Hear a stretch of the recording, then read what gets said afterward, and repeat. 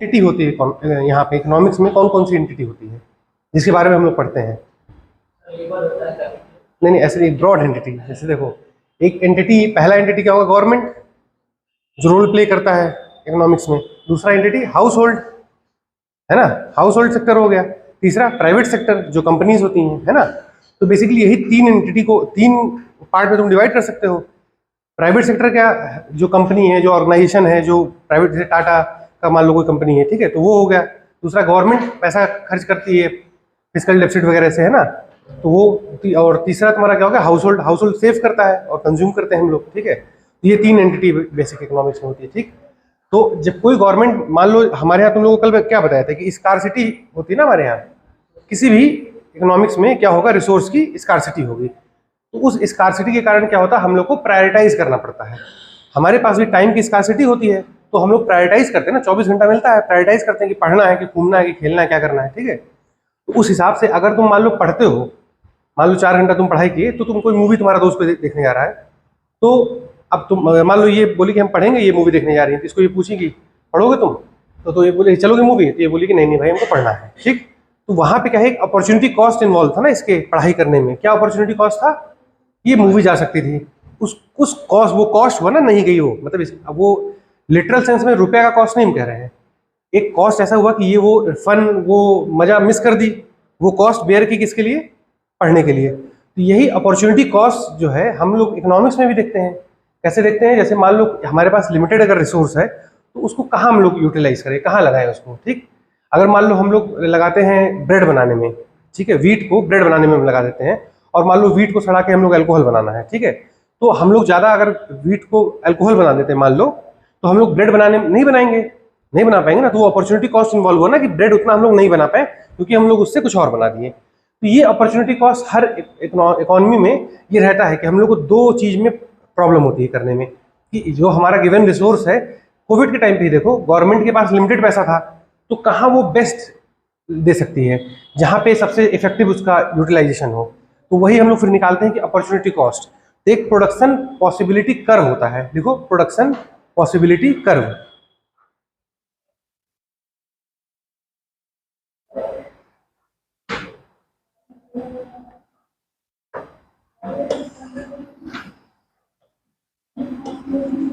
ठीक है, production possibility curve, ठीक है।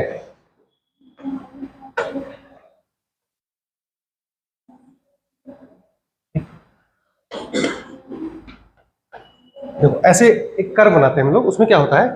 मान लो हम लोग को बी मान लो क्या है? गन है, ठीक है, इसको मान लो गन, और यहाँ पे मान लो है ब्रेड, ठीक है। तो गिवन इकोनॉमिक रिसोर्स में हम लोग अगर ज्यादा बनाने लगेंगे गन ब्रेड को, तो ये क्या होने लगेगा? गन कम बनने लगेगा। अगर गन को हम लोग ज्यादा बनाने लगेंगे तो ब्रेड यहाँ कम है ना। समझ में आ रहा है क्या समझाना चाह रहा ग्राफ? ये प्रोडक्शन पॉसिबिलिटी कर्व होता है। इसमें क्या होता है कि अगर इस कर्व पे कोई इकोनॉमी लाई कर रहा है, मान लो इस कर्व पे कोई, हर एक इकोनॉमी होता है, कोई इकोनॉमी इस कर्व पे लाई कर रहा है, तो मतलब वहां पे क्या है कि उसका ये अमाउंट जो है गन ब्रेड बनता है, मान लो एक्स अमाउंट ब्रेड बन रहा है और वाई अमाउंट। तो यहाँ पे क्या कहने का मतलब है कि वो ऑप्टिमली अपना रिसोर्स यूटिलाइज कर रहा है उस गिवन द इकोनॉमिक कंडीशन, जो इकोनॉमिक कंडीशन उस कंट्री में है, जो डिमांड उस कंट्री की होगी, उस हिसाब से ये अपना इतना रिसोर्स यूटिलाइज कर रहा है। इरेजर ही है ना।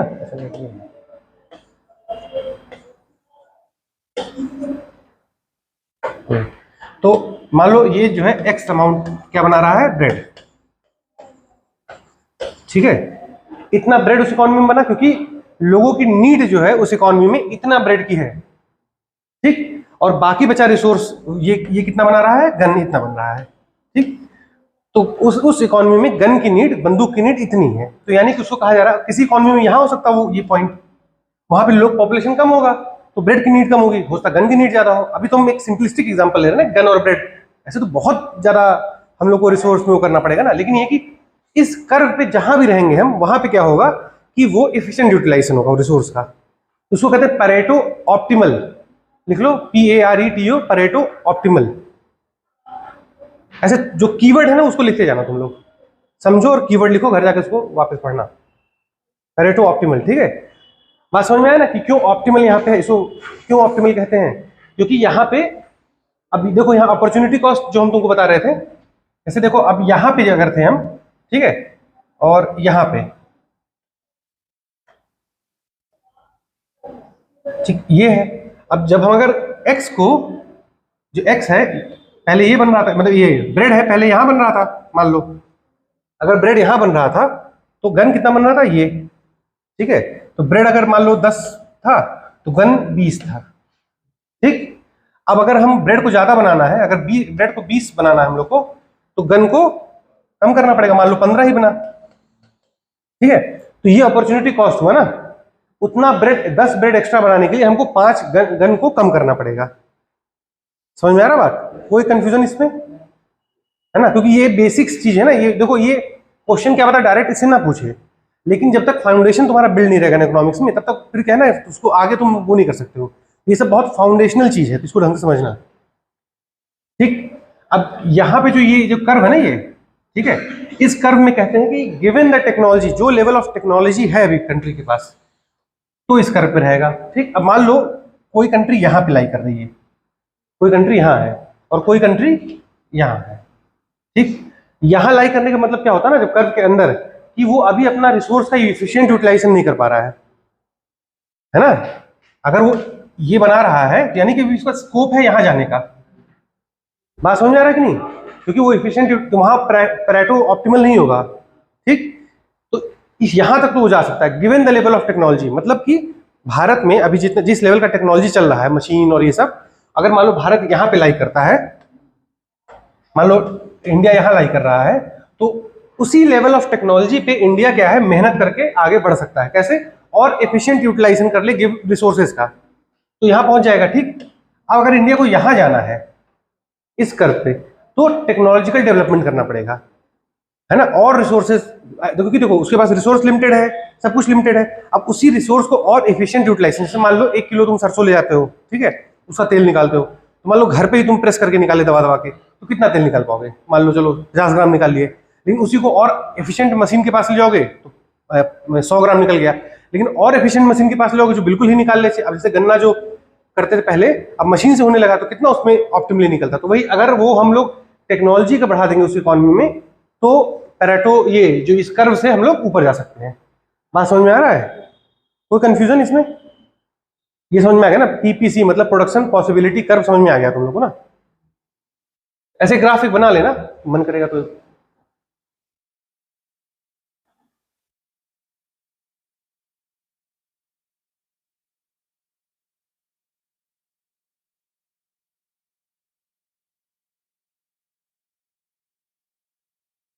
अच्छे से बना दे क्या थोड़ा? समझ में आ रहा है ना? एक ऐसे बनाना तुम लोग को, ये होता वो, और अपॉर्चुनिटी कॉस्ट यहाँ लिख देना जरूर। जैसे मान लो 2 वो है, तो ये अपॉर्चुनिटी कॉस्ट होता है, अपॉर्चुनिटी कॉस्ट, ठीक है। और अपॉर्चुनिटी कॉस्ट बढ़ता जाएगा, जैसे जैसे नीचे आएंगे ना, वैसे वैसे अपॉर्चुनिटी कॉस्ट बढ़ता जाता है। मतलब यहाँ पे हमको अगर अपॉर्चुनिटी कॉस्ट ज्यादा रहेगा, मतलब यहाँ पे अगर गन का हमको बढ़ाना है तो बहुत ज्यादा ब्रेड सेक्रीफाइस करना पड़ेगा, तो अपॉर्चुनिटी कॉस्ट बेसिकली बढ़ता जाता है, ठीक है। ये डायरेक्ट शायद ही पूछे, लेकिन सीएपीएफ वगैरह एग्जाम में पूछ सकता है, जो सीएपीएफ के लिए फोकस कर रहा होगा वहां ही सब पूछ सकता है आराम से। तो यहाँ देख लेना ये चीज,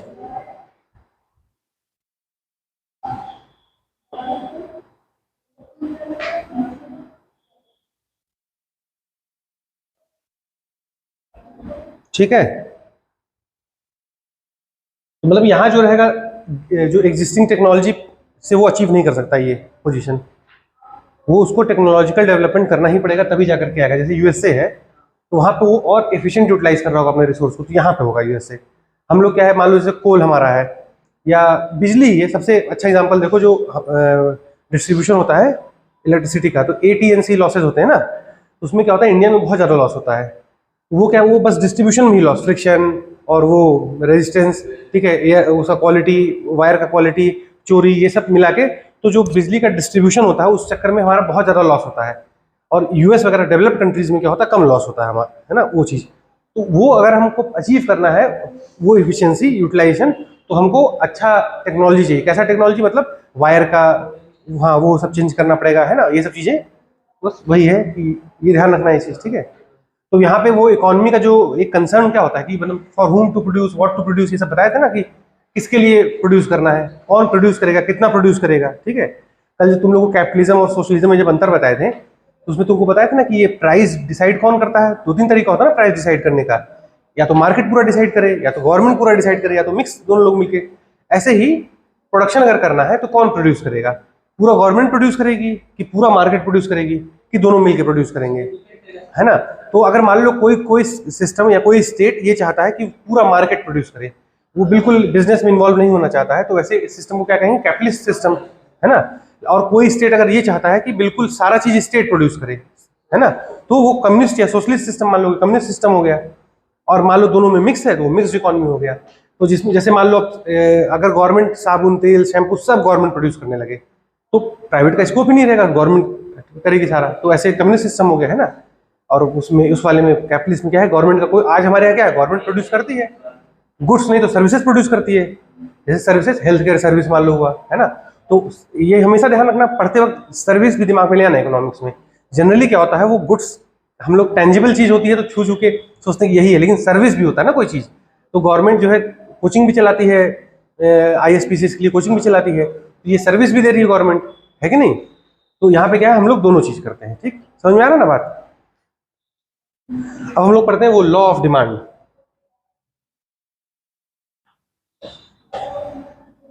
law of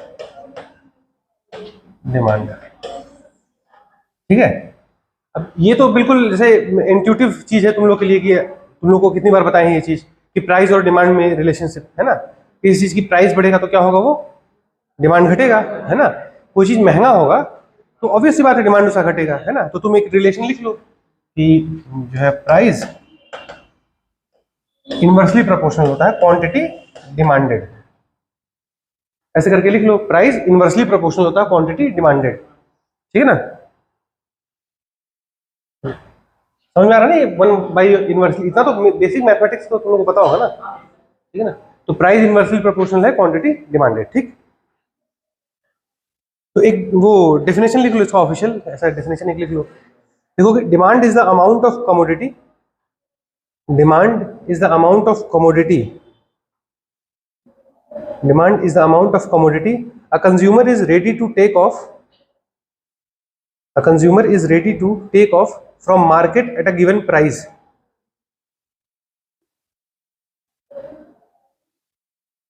at a given price and at a given time. Demand is the amount of commodity a consumer is ready to take off from market at a given price and at a given time, ठीक है ना। तो यानी कि commodity के पास क्या होता है, डिमांड सेटिस्फाइंग पावर होता है हर कमोडिटी के पास, है ना।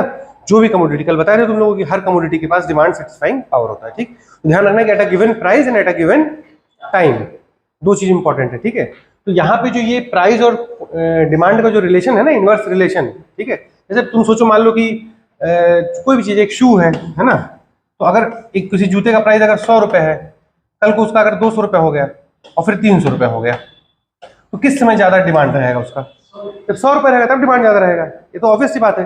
200 होगा तो कम होगा, 300 होगा तो और कम हो जाएगा डिमांड, है ना। तो इनवर्स है ना रिलेशनशिप, तो इसका ग्राफ, इनवर्स रिलेशनशिप का ग्राफ कैसे बनता है ना, ऐसे बनेगा, है ना। अगर मान लो ये प्राइस है और ये क्वांटिटी डिमांडेड, ठीक, ऐसे ग्राफ बना लो, बना लियो, ठीक।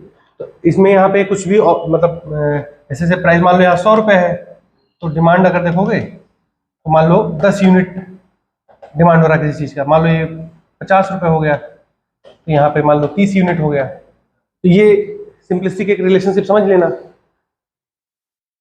समझ में आ रहा है ना। कहीं भी कोई कंफ्यूजन अगर हो तो तुरंत पूछ लेना, क्योंकि ये चीज बहुत बेसिक फंडामेंटल चीज है। अगर इसी से के बाद जो है सारा चीज धीरे धीरे बेस पे बनेगा, मतलब डिफरेंट लेयर्स हैं इकोनॉमिक्स में ना। तो पहला लेयर तुम लोग अभी हो रहा है, फिर अब सेकंड लेयर, थर्ड लेयर ऐसे आएगा, ठीक, समझ में आया इतना। तो होता क्या ये रिलेशनशिप, लेकिन क्या है ये रिलेशनशिप, सिर्फ प्राइस पे ही थोड़ी डिमांड डिपेंड करता है।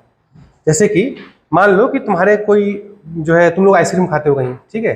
अब आइसक्रीम मान लो तुमको पसंद है क्वालिटी वॉल्स का या हैवमोर का, तुमको आइसक्रीम पसंद है, ठीक। तो वो तुम आइसक्रीम वही खाओगे क्योंकि तुमको पसंद है उस, या कैडबरी का अगर तुमको चॉकलेट पसंद है तो तुम कैडबरी का चॉकलेट खरीदने जा रहे हो, ठीक। अब अमूल का प्राइस 2 रुपए भी हो जाएगा, तुमको नहीं खाना है अमूल का तो तुम नहीं खाओगे। यानी कि डिमांड कई और चीजों पर डिपेंड करता है ना, कि तुम्हारा प्रेफरेंस क्या है, तुम्हारा टेस्ट क्या है। तो ये जब हम लोग बोलते हैं तो इसमें इसमें ये हम अजम्पशन लेते हैं कि other thing remaining the same, मतलब बाकी सारी चीजें अगर सेम है, तुम्हारा प्रेफरेंस सेम, सब कुछ सेम है, तो उस समय डिमांड और प्राइस में इनवर्स रिलेशनशिप होगा। बात समझे, सारे कंडीशन सेम कर दिया जाए, ठीक ठीक। मान लो कि तुमको कैडबरी का ही चॉकलेट खाना है, ठीक, यही एक ये सेम है, ठीक है।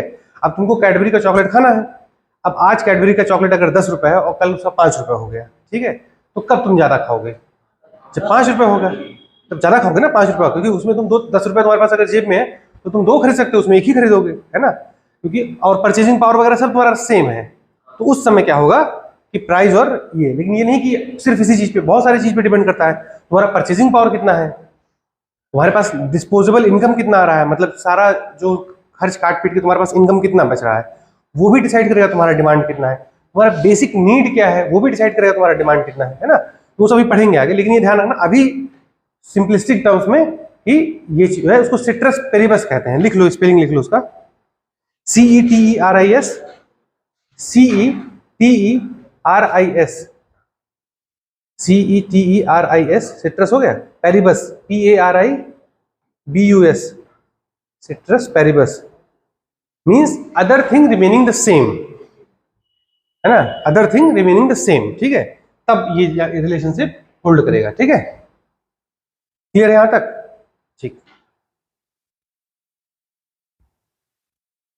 ठीक है। अब देखो, जैसे 2 चीज कर सकता है ना, वो इनकम इफेक्ट एक होता है, जैसे क्यों, जैसे तुम्हारा अगर मान लो इनकम स्टेप यही है, मान लो तुम 100 रुपये महीना कमाते हो, तो जाहिर सी बात है तुम्हारा अगर इनकम 100 रुपये तुम्हारे जेब में आ रहा है, तो ये अगर बाकी सब चीज सेम है तो ये चीज क्या होगा, ये होल्ड करेगा ये चीज, है ना। तो कोई चीज तुम्हारा अगर उसका प्राइस कम हो रहा है तो तुम ज्यादा खरीदोगे। और एक सब्स्टिट्यूशन इफेक्ट भी होता है, जैसे उसमें क्या होता है कि मान लो किसी एक कमोडिटी का प्राइस कम हो, वो प्राइस बढ़ रहा है किसी कमोडिटी का, तो तुम उसका डिमांड धीरे धीरे कम करके कुछ और खरीदने लगोगे, है कि नहीं। तो बेसिकली ये मतलब उतना ऐसा नहीं कि इसको नोट करने की जरूरत है, लेकिन ध्यान रखो कि मान लो अब समोसा ही खाते हैं हम लोग, 2 इक्वली अच्छा समोसा बनाते थे मान लो, तो अब दोनों का मान लो 10-10 रुपए का समोसा था। अब अगर इसका प्राइस अगर बढ़ने लगा, एक का 20-30-40 रुपए होने लगा, तो इसका तुम समोसा खरीदना शुरू कर दोगे। अदर थिंग रिमेनिंग से, मतलब उसका क्वालिटी टेस्ट सब सेम है। तो ये भी एक इफेक्ट होता है ना तुम्हारे प्रेफरेंस में, ठीक ठीक। अब लिखो टॉपिक इलास्टिसिटी ऑफ डिमांड। देखो जल्दी जल्दी पढ़ा रहे हैं, मतलब थोड़ा पेस ज्यादा है, क्योंकि ये टॉपिक एक क्लास से ज्यादा नहीं वो होता है, ठीक है। तो अगर कहीं बीच में कोई दिक्कत होगी, कुछ समझ में नहीं आएगा, तो जो पूछ लेना, ठीक है। इलास्टिसिटी ऑफ डिमांड, ठीक। तो percentage change in demand upon percentage change in price, percentage change in demand upon percentage change in price, मतलब change in demand upon change in, इसी को कहते हैं इलास्टिसिटी ऑफ डिमांड, ठीक है। तो ये मैथमेटिक्स तुम लोग को पता है डेल्टा क्या होता है? मैथ्स बैकग्राउंड है तुम लोग का सबका, +2 तक मैथ पढ़े हो, वही 10 तक पढ़े हो, चलो ठीक है। इतना तो तुम लोग को बेसिक, जैसे क्या होता है कि जो हम लोग कुछ एक डेल्टा का साइन नहीं होता ना, डेल्टा, उसमें होता कुछ माइनर चेंज जब डिनोट करना होता है किसी चीज में, तो हम लोग डेल्टा का साइन लगाते हैं, है ना। तो अगर हम यहाँ पे चेंज इन डिमांड अगर हमको लिखना है, तो अब मान लो डेल्टा क्यू अपॉन क्यू, ये चेंज इन डिमांड हो गया, है ना। डेल्टा पी अपॉन पी, ये चेंज इन प्राइस हो गया, ठीक। अब इसको अगर तुम वो करोगे, सिंप्लीफाई करोगे, तो delta Q upon Q into P upon delta P, ठीक। तो delta Q upon delta P into P by Q, ये होता है वो एक सिंप्लीफाइड इसका, ये तो लिख लो उसको वहां पे इज इक्वल टू करके ये लिख लो। नहीं नहीं, ये पूरा वो मत करना। अच्छा अच्छा ठीक, तो तुम फिर भी लिख लो, ठीक है। हाँ फिजिक्स का नहीं चल रहा क्लास, इकोनॉमिक्स क्लास चल रहा है, ठीक है। समझ में आ रहा है कि नहीं ये चीज? तो यहाँ पे हम लोग अब क्या देखेंगे, चेंज, ये चेंज पे हम लोग को गौर करना ना। बेसिकली प्राइस और क्वांटिटी ये तो फिक्स था उस समय, अब चेंज कहाँ हो रहा है, ये डेल्टा क्यू और डेल्टा पी में ही चेंज आ रहा है, ठीक। यानी डेल्टा क्यू और डेल्टा भी नहीं बन पा रहा, हाँ डेल्टा पी, ये इस पे हम लोग को फोकस करना है, ठीक है। अब बहुत सारा केस हो सकता है ना। तो एक पहला लिखो परफेक्टली इलास्टिक, ठीक है।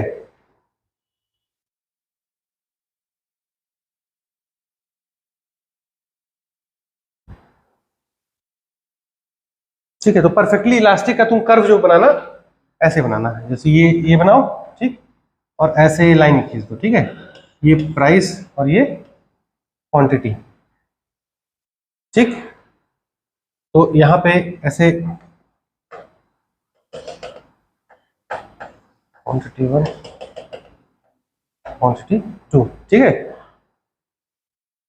तो और ये delta delta P by delta Q by delta P,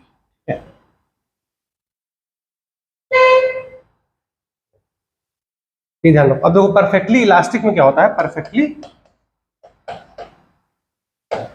elastic और मान लो प्राइस ही है P1, ठीक है।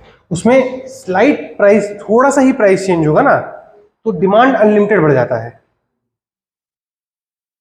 समझ रहे हो। थोड़े से ही प्राइस चेंज में अनलिमिटेड डिमांड पे चेंज आ जाता है, क्वांटिटी ऑफ डिमांडेड।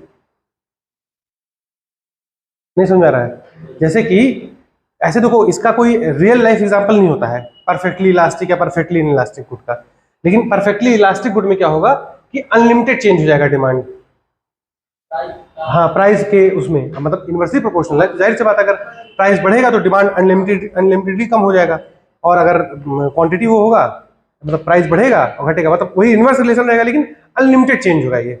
हाँ क्या, हाँ देखो क्वांटिटी 1 क्वांटिटी 2 बढ़ता जाएगा, ये बात समझ रहे हो। ये कम होगा तो बढ़ेगा, बढ़े और ज्यादा होगा तो कम होगा। हाँ वही तो, अनलिमिटेड कम हो बोल रहे वो, हाँ अनलिमिटेड वो बोल रहे स्लाइड चेंज, लेकिन ये रियल लाइफ एग्जांपल सब कोई नहीं होगा, है ना रियल, क्योंकि ये तो एक थ्योरेटिकल अभी हम लोग पढ़ रहे हैं ना, कंस्ट्रक्ट, थ्योरेटिकल कंस्ट्रक्ट पढ़ रहे हैं, ठीक है। तो लिख लो 2-3 लाइन, ठीक है। तो लिखो, इसमें पहला लिख लो कि demand changes infinitely, demand changes infinitely due to slide change in price. Demand changes infinitely due to slide change in price.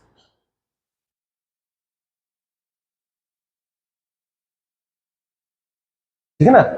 तो ये जो है, ये ग्राफ से तुम लोग को समझ में आ रहा है ना, ग्राफ से कैसे, क्यों, जैसे ग्राफ हम दिखा रहे हैं, मान लो हल्का सा ही प्राइस बढ़ा होगा तो क्वांटिटी एकदम, मतलब ये पैरेलल है ना, देखो तो वो बहुत बढ़ जाता है, तो ये ग्राफ शो कर रहा है इसमें, ठीक है। इसमें क्या होता है, हल्का सा प्राइस फ्लक्चुएशन, जैसे अब सबसे क्लोज एग्जांपल तुम ले सकते हो, गोल्ड का, प्रीशियस मेटल है, ठीक है। तो प्रीशियस मेटल किसी का नीड तो है नहीं, बहुत आदमी इन्वेस्ट करता है। अब मान लो गोल्ड का प्राइस बढ़ गया, ठीक है, तो क्यों तुम खरीदने जाओगे आज, तो डिमांड एकदम कम हो जाएगा, बिल्कुल खरीदोगे ही नहीं। और अगर गोल्ड का प्राइस जो है घट गया तो बहुत लोग बहुत ज्यादा गोल्ड खरीदने लगेंगे उस समय। बात समझ में आ रहा है ना, ये मतलब क्लोज एग्जांपल, जो प्रीशियस मेटल्स होते हैं ये क्लोज एग्जांपल है परफेक्टली इलास्टिक गुड का। समझ में आ रहा है, तुमको समझ में आ रहा है, तुमको, ठीक, ठीक है। अब एक ऐसी, इसका उल्टा केस क्या होगा, परफेक्टली इनइलास्टिक गुड, उसमें ग्राफ सीधा बन जाएगा। परफेक्टली इनइलास्टिक गुड में ग्राफ ऐसे हो जाएगा, ठीक है, प्राइस यहां रहेगा और क्वांटिटी डिमांड यहां रहेगा, ठीक है। तो अब इसमें लिखो, demand does not change with the change in price, demand does not change with the change in price.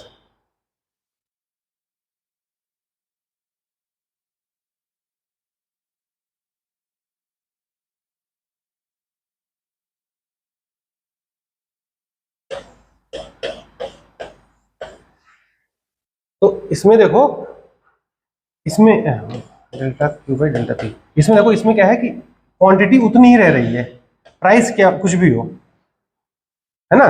मान लो P1 है, प्राइस P2 है, मान लो 50 रुपए है, 100 रुपए हुआ, 150 भी हुआ, ठीक है, 200 भी हुआ, इन सब का क्या है, डिमांड उतना ही रह रहा है। तो ऐसे रियल लाइफ में तो ऐसा कुछ कोई गुड नहीं होगा जो वो, लेकिन क्लोज एग्जाम्पल क्या होता है, जैसे पानी, वाटर।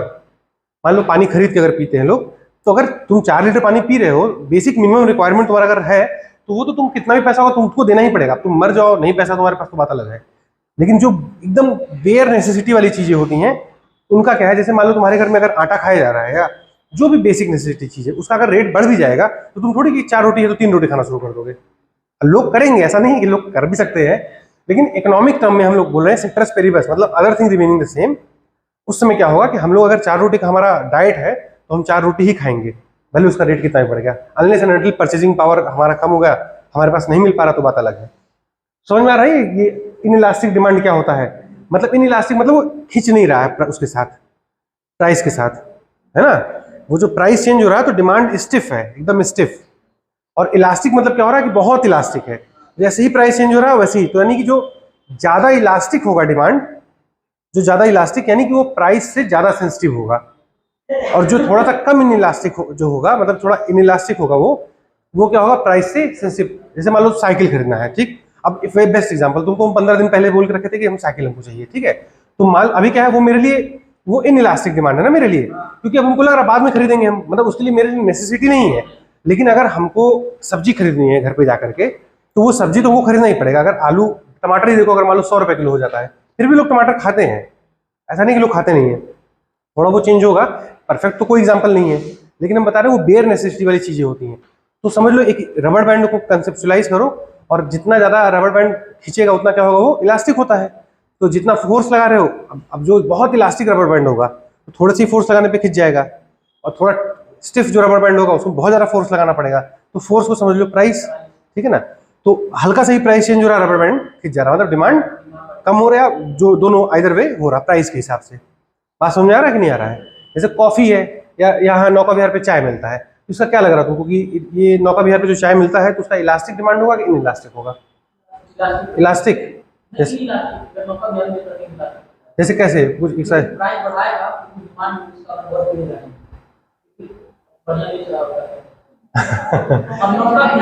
हाँ नहीं नहीं, जैसे एक चाय की दुकान पे हम बता रहे हैं कि, हाँ सिंपल चाय की दुकान पे, तो क्या होगा कि अगर मान लो बहुत प्राइस बढ़ा दिया तो लोग क्यों पियेंगे उसका, क्योंकि हम लोग घर पे पी सकते हैं चाय ना, हम हमारे पास सब्स्टिट्यूट है। नहीं वो तुम्हारा वो कंसेप्ट, वो उसका आप बाद में देखेंगे उसके बारे में, ठीक है। उसमें क्या होता है, जैसे कि अब मान लो अगर जैसे रेस्टोरेंट में तुम खाना खाने जा रहे हो, ठीक है, तो जनरली क्या, अगर वो चीज़ तुम सब्स्टिट्यूट तुम्हारे पास अवेलेबल उस चीज़ का है, तो अब जैसे मान लो तुमको कोचिंग में आकर पढ़ना है, ये इसका डिमांड, ये इनइलास्टिक डिमांड हो जाएगा, है ना, क्योंकि इसमें क्या है कि तुम खुद से नहीं कर सकते हो वो चीज़, तो तुम कहीं ना कहीं तो ज्वाइन करोगे, बात समझ रहे हो। लेकिन उसमें क्या है, कोई चीज़ अगर तुम खुद से कर सकते, अब तुमको कोई बोले तुमको चलना सिखाते हैं हम, ठीक है, 100 रुपए लेंगे, तुमको कैसे चलना ये बताएंगे, तो ये क्या होगा, ये कोई मतलब नहीं है, 100 रुपए का तुम दोगे ही नहीं दोगे, है ना। तो ये मतलब ये दिमाग थोड़ा कंसेप्चुलाइज कर लो तो तुमको ईजी हो जाएगा समझने में। समझ में आ रहा है ना सबके? ठीक है ना, इलास्टिक इन इलास्टिक डिमांड समझ में आ रहा है ना। तो बेसिकली ये जो delta Q by delta P है ना, इसको ई लिखते हैं, ई ऐसे बता दे रहे हैं कि ई, तब यही ई डिनोट करता है क्या है, ठीक है, ठीक। हाँ, कोई चीज लेस सेंसिटिव होगा प्राइस को लेकर के। जैसे सरसों का तेल है, पहले 80 रुपए आता था, आज मेरे ख्याल से 150-200 रुपए हो गया है। फिर भी लोग जो इतना खाते थे, लोग खा रहे हैं ना उसको, तो यानी कि ये रिलेटिवली इनइलास्टिक है, रिलेटिवली इनइलास्टिक है, एब्सोल्यूट नहीं, रिलेटिवली इनइलास्टिक, ठीक। और मान लो कोई ऑलिव ऑयल है, ऑलिव ऑयल मान लो पहले कोई लोग ऑलिव ऑयल मान लो कोई खाता हो किसी घर में, तो वो क्या है भाई, हम लोग के जो मिडिल क्लास ग्रुप है, अब हम खरीदना बंद कर देंगे, किसी की जरूरत थोड़ी है, प्राइस बढ़ा खरीदना बंद कर देंगे, ठीक है ना। तो इलास्टिक इन इलास्टिक डिमांड का वो, ठीक है, ठीक। अब क्या है कि अब एक केस हो सकता है कि जहां पे डिमांड उस प्रोपोर्शनेट बढ़े उसके जिस हिसाब से प्राइस चेंज हो रहा है ना। तो यहाँ पे डेल्टा क्यू जो है बराबर हो जाएगा डेल्टा पी के, है ना। समझ में आ रहा है कि नहीं? पहला केस पढ़े ये, ठीक। दूसरा केस क्या पढ़े, ये वाला ये पढ़े परफेक्टली इलास्टिक, ये perfectly in elastic, perfectly in elastic, ठीक। अब यहाँ क्या है कि इलास्टिक है, ठीक है, जैसे मतलब उतने ही प्रपोर्शन में चेंज हो रहा है, यानी delta Q is equal to delta P, ठीक है ना। तो यहाँ पे जिस हिसाब से प्राइस बढ़ेगा उस हिसाब से उसका डिमांड, ज्यादा कम नहीं। मान लो अगर 10% प्राइस बढ़ा तो 10% ही डिमांड कम होगा, लेकिन किसी किसी गुड्स में क्या होगा, 10% प्राइस बढ़ेगा तो 100% डिमांड कब तक कम हो जाए, 80% डिमांड कम हो जाए, तो ऐसे गुड्स को क्या कहेंगे? Elastic goods. ज्यादा बहुत रिलेटिवली बहुत ज्यादा इलास्टिक है। और किसी गुड का अगर 10% प्राइस बढ़ रहा है और उसका सिर्फ 2% ही डिमांड घट रहा है तो उसको क्या कहेंगे? तो ऐसे गुड्स के एग्जांपल दो जरा। सर जैसे वाटर हो गया, मिल्क हो गया, जो बहुत हाँ, समझ में आ रहा है कि नहीं आ रहा है ना? ठीक है, तो ये तीसरा केस हो गया। अब चौथा केस लिखो। ठीक है, तो लिखो change in demand is more then change in price.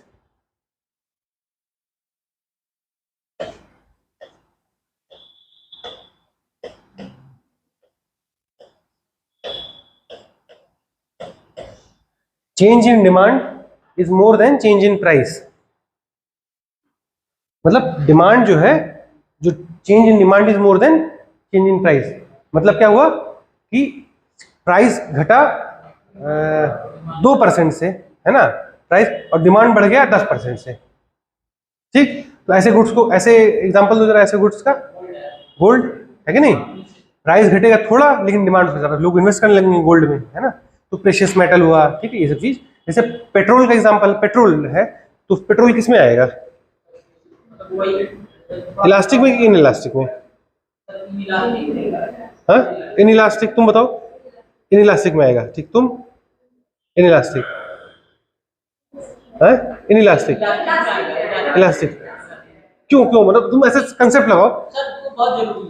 बहुत जरूरी है, तो इलास्टिक क्यों होगा? इन इलास्टिक होगा ना, इन इलास्टिक होगा ना, क्योंकि वो चीज सेंसिटिव नहीं होगा प्राइस के।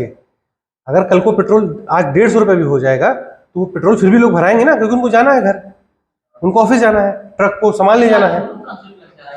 कैसे? दूसरा कंसेप्ट लगाओ, कैसे? हाँ,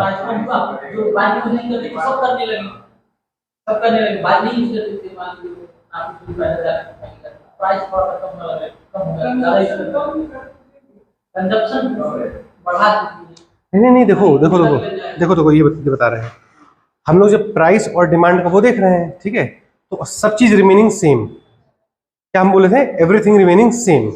सेम था। अब क्या है कि लोग गाड़ी चला रहे हैं, ठीक है, तो अब लोग को अगर, हाँ, तो अगर मान लो कि तुम्हारे पास ऑप्शन नहीं ना, कोई कोई सब्स्टिट्यूट नहीं है ना तुम्हारे पास, ध्यान रखो सब्स्टिट्यूट। जैसे गोल्ड क्यों हम लोग बोल रहे हैं, उसमें क्यों गोल्ड का और सब्स्टिट्यूट है, कई आदमी सेविंग में इन्वेस्ट कर दिया, अपने पास ही पैसा रखा रहा, जमीन खरीद लिया, ये बहुत सारे सब्स्टिट्यूट है। लेकिन पेट्रोल डीजल का कोई सब्स्टिट्यूट थोड़ी है। अब तुम पैदल तो चलोगे नहीं, साइकिल चल लो, अब वो एक लेवल आएगा, अब 1000 रुपये लीटर तेल हो जाए, है ना, अगर पेट्रोल 1000 रुपये लीटर हो गया तो लोग तब कहीं ना कहीं इम्पैक्ट करेगा, थोड़ी कि बिल्कुल इम्पैक्ट करेगा, लेकिन ये है कि पेट्रोल वेट्रोल चीजें इन इलास्टिक, जनरली ये लोग फ्यूल जो होता है इन इलास्टिक, जैसे बिजली है वो इन इलास्टिक है। क्यों? क्योंकि बेसिक कंजम्पशन के लिए तो तुम यूज करोगे आज जो तुम्हारे उसमें है। समझ में आ रहा है ना कि अंतर क्या? और ये ध्यान रखना है, एवरीथिंग रिमेनिंग द सेम। अब बिजली का कोई कम वो थोड़ी है कि सब्स्टिट्यूट, तुमको क्या बोले थे, दो चीज, इनकम इफेक्ट, दूसरा सब्स्टिट्यूशन इफेक्ट। तो इनकम इफेक्ट पे ही बस सोचो, सब्स्टिट्यूशन इफेक्ट पे भी सोची चलो कि जिसका सब्स्टिट्यूट रहेगा तो क्या सोच, मान लो मेरा, हमको इन्वेस्ट करने का मन कर, मेरे पास 1000 रुपए है, हमको इन्वेस्ट करना है, तो मेरे पास आज बहुत ऑप्शन है, हम किसी को इंटरेस्ट पे पैसा दे दें, म्यूचुअल फंड में लगा दें, गोल्ड खरीद ले, जमीन खरीद लें, कुछ भी खरीद लें, कॉमर्शियल गवर्नमेंट का रिटेल, अब तो जीसे का लागू हो गया ना, तो रिटेल वो खरीद सकते हैं हम। तो कहीं भी ये मेरे पास ढेर सारे सब्स्टिट्यूट्स हैं, ठीक। अब मेरा एवरीथिंग रिमेनिंग सेम मतलब क्या है, मेरा माइंडसेट है इन्वेस्ट करना, ये रिमेनिंग सेम, कि मेरा अभी भी माइंडसेट है इन्वेस्ट करना। अब इन सबों में सबसे अच्छा हम कहाँ इन्वेस्ट करेंगे, जो सबसे ज्यादा रिटर्न दे, यही तो, वहीं तो इन्वेस्ट करेंगे। रिटर्न मतलब क्या होता है कि अभी उसका प्राइस कम है, फ्यूचर में हम उस चीज को प्राइस को बोलेंगे बढ़ जाएगा। बात समझ रहे हो कि नहीं? अगर किसी कमोडिटी का आज बहुत प्राइस कम है और हम फ्यूचर में एक्सपेक्ट करेंगे उस कमोडिटी के प्राइस को बढ़ने का, ठीक, तो ऐसे ही कमोडिटी में तो हम पैसा लगाएंगे। बात समझ रहे हो कि नहीं? तो ये एवरीथिंग रिमेनिंग, लेकिन पेट्रोल का कोई सब्स्टिट्यूट नहीं है। अगर मेरे पास ऐसा होता कि पेट्रोल होता, ईवी होता, मान लो बैटरी भी तुम लगा सकते थे, ठीक है, और तुम्हारे पास कुछ ऐसा कोई भी न्यूक्लियर पावर्ड व्हीकल होता, 3-4 मान लो चीज होती, तो अगर पेट्रोल का दाम बढ़ रहा है तो हम न्यूक्लियर पावर में चले जाते हैं, या न्यूक्लियर का बढ़ रहा है तो हम इसमें चले जाते हैं। लेकिन आज क्या है, आज फ्यूल एक ही वही है वो, इसलिए हम लोग को उसमें वो इन इलास्टिक वाला करना है। समझ में आ रहा है कि नहीं आ रहा है? ठीक है ना? तो ये पढ़ लिया ना, ये रिलेटिवली इलास्टिक वाला, ये एक ये हो गया। अब पांचवा केस क्या हो सकता है? हाँ, इसको नोट कर लो।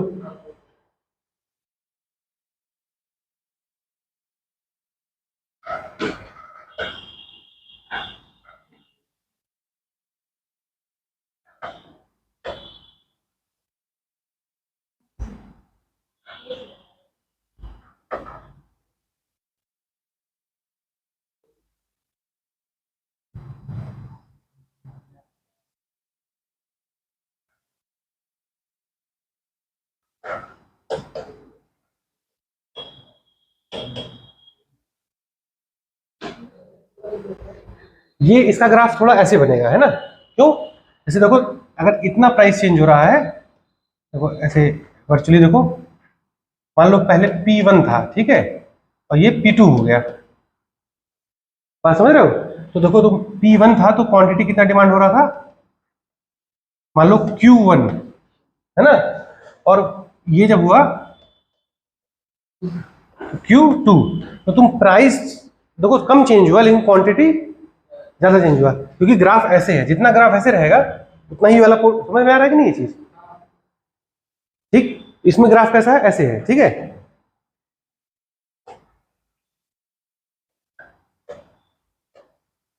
ठीक है,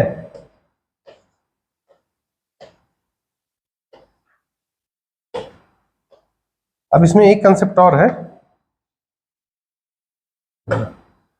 ठीक, तो ये ऐसे डायग्राम बना लो, ठीक है?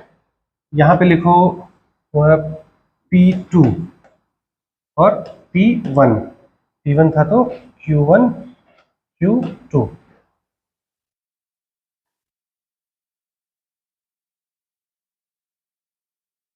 समझ आ रहा है ये? तो यहाँ पे जो जो क्या, अच्छा, जो ई बताया था तुम लोग को, ई कहा गया, हाँ ई बताया था ना, ये ई से डिनोट करते हैं, तो यहाँ पे जो इक्वल रहेगा तो यहाँ पे ई क्या हो जाएगा, 1 हो जाएगा, है ना?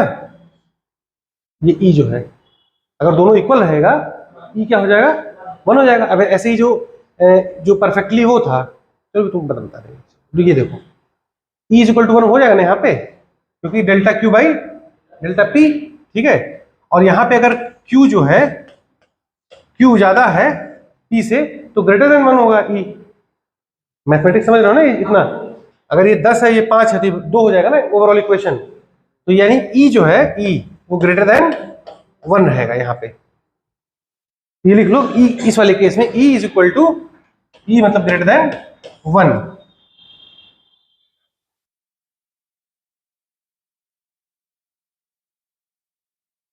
लिख लिए? अब इस केस में क्या होता है कि जैसे मान लो कोई प्राइस अगर बढ़ाता है ना, प्राइस बढ़ाएगा तो प्राइस जो है, मान लो P2 से P1 हो गया प्राइस, P2 से P1 प्राइस बढ़ा ना ऊपर, तो कोई चीज मान लो कोई भी एक गुड्स, कोई कंपनी थी, वो प्राइस अपना बढ़ा दी किसी चीज का, तो पहले P2 प्राइस था, अब उसको कर दी P1, तो क्वांटिटी Q2 जो था वो कम हो जाए, Q1 हो गया, क्वांटिटी कम हो गया। तो सोचो तुम, अगर मान लो प्राइस बढ़ा और क्वांटिटी कम हो गया, तो इसमें ऐसा भी हो सकता है ना कि टोटल रेवेन्यू जो जनरेट होता है, अब वो इस पे इफेक्ट आएगा कि नहीं आएगा? जैसे मान लो मेरे पास एक लैपटॉप, मान लो हम लैपटॉप की दुकान खोले, ठीक है, तो हम 10 रुपए का लैपटॉप बेचते हैं, तो मेरे यहाँ 10 लोग खरीदने आते थे, तो टोटल मेरा रेवेन्यू कितना जनरेट हुआ, 100 रुपए एक महीने। अगले टाइम हम क्या कर दिए कि लैपटॉप हम 20 रुपए का कर दिए, तो अब डिमांड हमारा घटेगा ना, तो मान लो डिमांड हमारा 4 लोग आए सिर्फ खरीदने, इसमें मेरे पास कितना रेवेन्यू जनरेट हुआ, 80 रुपए, तो नेट हम लॉस में गए ना। बात समझ में आ रहा है कि नहीं? रेट बढ़ाने के बाद भी हमारा प्रॉफिट नहीं हुआ। तो तुम सोचो इस केस में अगर क्वांटिटी ज्यादा घट रही है, मतलब क्वांटिटी डिमांडेड वो ज्यादा घट रहा है ना, तो इस केस में टोटल रेवेन्यू क्या होगा, लॉस होगा। ये बहुत बड़ा इंपॉर्टेंट कंसेप्ट है। हाँ, इसका विपरीत कॉन्सेप्ट ये है ना, अभी बताएंगे, ठीक है? तो ये ध्यान रखना, यहाँ पे जब प्राइस बढ़ता है तो टोटल रेवेन्यू कम होता है। समझ में आया बात? जैसे कि देखो, फिर दोबारा समझाएं, समझ में आ गया ना सबको कि टोटल रेवेन्यू कैसे कम होगा? टोटल रेवेन्यू क्या होता है, total sale into total price. अगर कोई समोसे वाला, अगर मान लो 100 समोसा वो बेचता हो, 100 समोसा वो बेच रहा है एक महीने में, ठीक, 10 रुपए के हिसाब से, तो टोटल रेवेन्यू उसका कितना हो गया, 1000 रुपए, ठीक। अब इस केस में हम लोग भी क्या पढ़े हैं कि जब प्राइस बढ़ेगा ना, तो उससे ज्यादा डिमांड, मतलब जिस रेट से प्राइस, अगर 10% प्राइस बढ़ रहा है तो डिमांड 20% या 30%, जो भी एक, मतलब उससे ज्यादा बढ़ेगा, घटेगा डिमांड, ठीक। तो एक किसी मंथ में, मान लो कि ये अगस्त के मंथ में इसका ये सेल था और ये टोटल रेवेन्यू था, टोटल रेवेन्यू उसके पास आया इतना।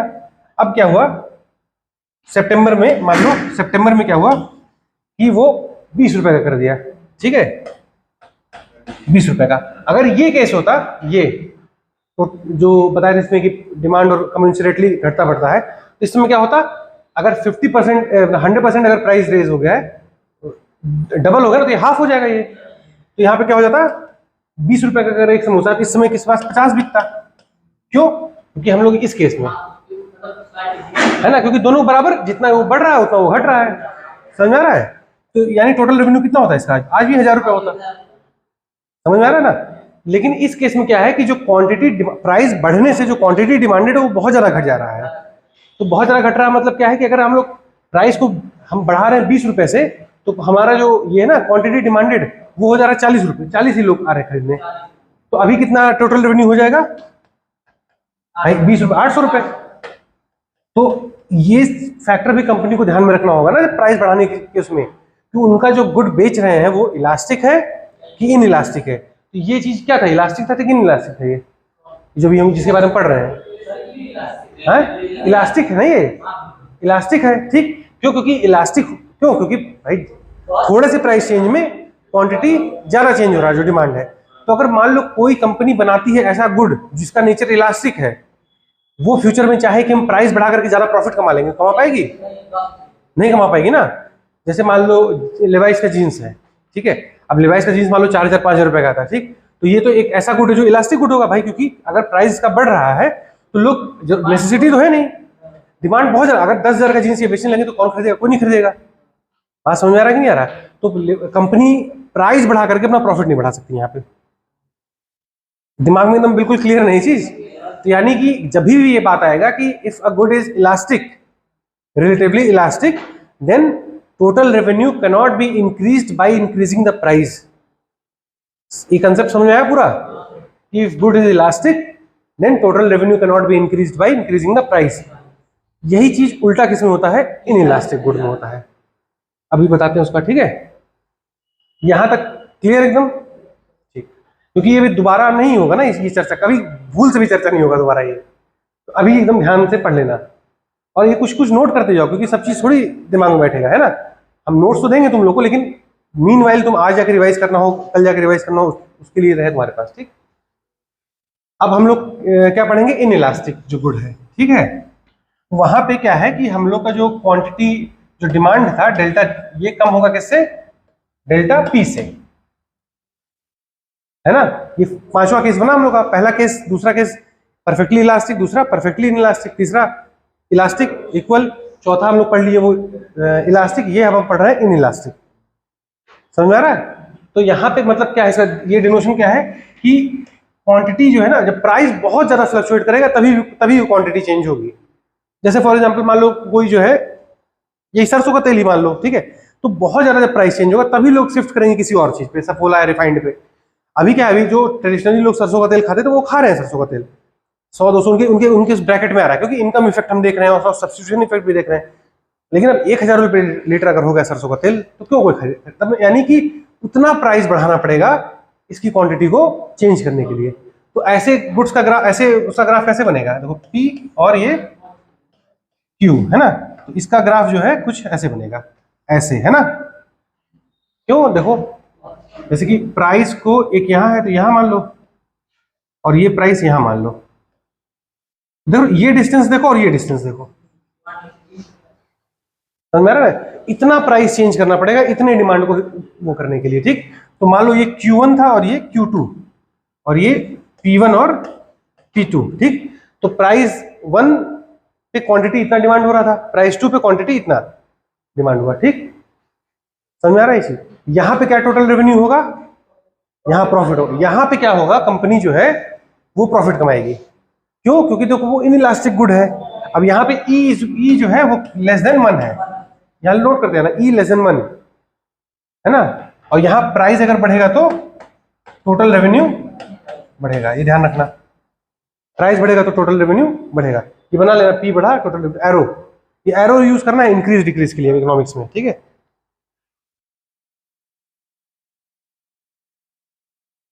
यहाँ समझ में आ ही रहा होगा क्यों ऐसा हुआ, क्योंकि उनका इन इलास्टिक नेचर है, यानी कि रेट बढ़ने से भी उनका जरा इफेक्ट करेगा नहीं। क्योंकि बेसिक, जैसे मान लो बिस्लरी का बॉटल, मतलब अभी तो पानी का सब्स्टिट्यूट है, लेकिन बेसिक चावल मान लो या दूध ही मान लो, दूध रोज सब सुबह चाय बनता है सबके यहाँ, ठीक है, तो 1 कप चाय सब पीते हैं। तो मान लो दूध का रेट, अब देखो अमूल क्या है, अमूल रेट बढ़ा रही, भाई 1 रुपए 2 रुपए 4 रुपए बढ़ाते रहते हैं लोग। मान लो कल को 40 रुपए भी दूध हो गया वो पैकेट अमूल का, तो भी लोग लाएंगे, लेकिन अब बहुत ज्यादा रेट बढ़ेगा ना, मान लो 250-300 रुपए किलो दूध हो गया, तभी इफेक्ट करेगा उसके। लोग अगर 10 कप चाय पी रहे होंगे, अगर वो 100 रुपए का हो गया तो लोग क्या करेंगे, 8 कप या 7 कप चाय कर देंगे। लेकिन ऐसा नहीं कि 100 रुपए होगा तो चाय ही नहीं पीना बंद कर देंगे, या 1 कप या 2 कप, क्योंकि बेसिक नेसेसिटी है, ठीक है। तो ऐसे गुड्स जो इन इलास्टिक गुड्स होते हैं, अगर वो कंपनी इन इलास्टिक गुड्स बेच रही है तो प्राइस बढ़ाने पे हम वो प्रॉफिट कमा सकती है। अब इसको तुम थोड़ा इंटरनेशनल लेवल पे सोचो। मान लो हमारा इंपोर्ट इन इलास्टिक नेचर का है गुड का, मतलब अभी ये तो बाद में हम पढ़ाएंगे तुमको, लेकिन ऐसे एक थॉट के लिए तुमको दे रहे हैं कि कोई चीज हम मंगाते हैं बाहर से, जैसे हमारा क्या है, ये फ्यूल क्या है, हम लोग मंगा रहे, इन इलास्टिक नेचर हुआ ना, तो यानी कि वो प्राइस कितना भी बढ़ जाएगा हमको मंगाना पड़ेगा ही। तो हमारे इंपोर्ट बिल पे भी डिपेंड करता है ना, गुड इलास्टिक है कि इन इलास्टिक है, तो डिपेंड करेगा ना। तो कंट्रीज को जो है, जैसे इसलिए तो हम लोग बोलते हैं कि ये चीज बेसिक नेसेसिटी है ना। तो ऐसे लॉस भी तो हमारा फायदा भी होता, मतलब ये इन्वर्स भी तो सही रहेगा, प्राइस घटेगा तो टोटल रेवेन्यू भी घटेगा, ठीक है। तो ये सब ध्यान रखना तुम लोग कि ये बेसिक इलास्टिसिटी ऑफ डिमांड का ये 5 केस यही होता है। कोई कंफ्यूजन नहीं ना, समझ में आ गया सब अच्छे से, ठीक है। तो इसके अपना एग्जाम्पल तुम लोग सोच लेना क्या क्या और होता है। हाँ, क्योंकि वो, हाँ कैसे, कोई पॉसिबल ही नहीं है, क्योंकि इन्फिनिटी है ना वो। जैसे इसमें हम लोग delta Q by delta P बोले थे ना, तो delta Q by delta P जो है, ठीक है। अब मान लो कि प्राइस बढ़ाने से मतलब इन्फिनिटली चेंज हो जा रहा है, अगर ये मतलब 1/0 होता है ना, इन्फिनिटी ऐसे डिनोट करते हैं 1/0, ठीक है। तो अगर प्राइस थोड़ा सा बढ़ाने से ये 1/0 हो जाती है, तो हो ही नहीं सकता ना ये इन्फिनिटी। हाँ, लेकिन ये कि बोलते बहुत सेंसिटिव होता है प्राइस का वो। हाँ रिलेटिवली, वही तो कर रहे हैं, रिलेटिव।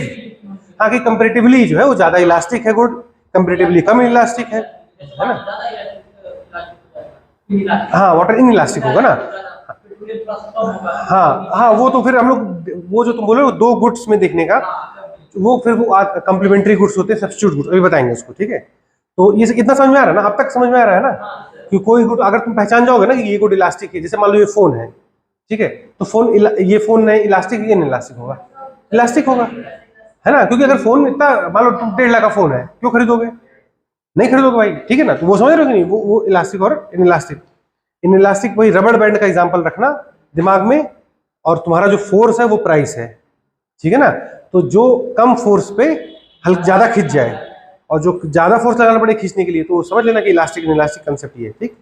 ये अब तुम लोग को फ्यूचर में यूज आएगा बहुत चीज को डिड्यूस करने में, क्योंकि डिमांड सप्लाई, इससे तुम्हारा प्राइस जो तुम लोग बताए ना, स्टेबिलिटी कहाँ आएगी प्राइस की, ये सब अभी बताएंगे आगे, ठीक है ना। तो हम लोग प्रोडक्शन पॉसिबिलिटी कर्व पढ़ लिए और डिमांड का वो पढ़ लिए, ठीक। ठीक, अब एक लिख लो, जैसे गिफिन गुड होता है, GIFFEN,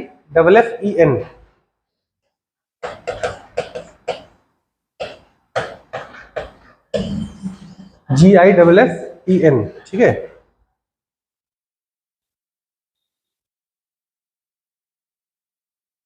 ठीक, तो इसमें क्या होता है ना, इसमें ये ऐसे गुड्स फॉलो नहीं करते हैं लॉ ऑफ डिमांड को। लॉ ऑफ डिमांड क्या होता है, हाँ अभी ये तो पढ़े हम लोग ठीक, हाँ तो ये पढ़े, लॉ ऑफ डिमांड हुआ। तो ये अगर गिफिन गुड फॉलो नहीं करता है लॉ ऑफ डिमांड को, इसका कहने का मतलब क्या हुआ कि ऐसे गुड्स में जब प्राइस चेंज होते हैं तो उनकी क्वांटिटी डिमांड पे चेंज नहीं आता है, या वो पर्टिकुलर इनवर्स रिलेशन पे चेंज नहीं आता है। ऐसे गुड्स को गिफिन गुड कहते हैं। बेसिकली क्या होता है, मान लो किसी इकोनॉमी में बहुत कम सब्स्टिट्यूट है, ठीक है। तो जैसे कि मतलब ये हाइपोथेटिकल एग्जांपल है, ये होता नहीं है, ठीक है। इसका डेफिनेशन तुम लिख लो, डेफिनेशन, ठीक है। ये क्योंकि कहीं पूछ देगा तुमको, तो ऑफिशियल डेफिनेशन वैसा होना चाहिए, ठीक है। This is good where a higher price causes, this is good where a higher price causes an increase in demand,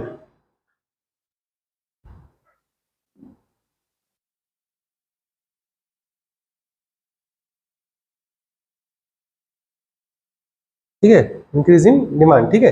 तो इसमें क्या होता है ना, इसमें तुम लोग जैसे बताए थे हम कि सब्स्टिट्यूट और इनकम 2 चीज बताए थे। इसमें क्या होता है कि कोई इकोनॉमी है, वहां पे क्या है कि बहुत लिमिटेड सब्स्टिट्यूट, मतलब लिमिटेड, मान लो खाना खाने के लिए तुम्हारे पास 2 ही चीज है, या तो तुम्हारे पास दाल है या तो तुम्हारे पास चावल है, या तो आटा है या तो चावल है, ठीक है।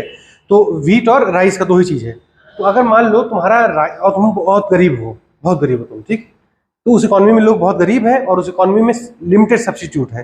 तो अगर गेहूं का प्राइस बहुत ज़्यादा बढ़ गया तो ज़्यादा लोग क्या करने लगेंगे, चावल खरीदने लगेंगे, है ना।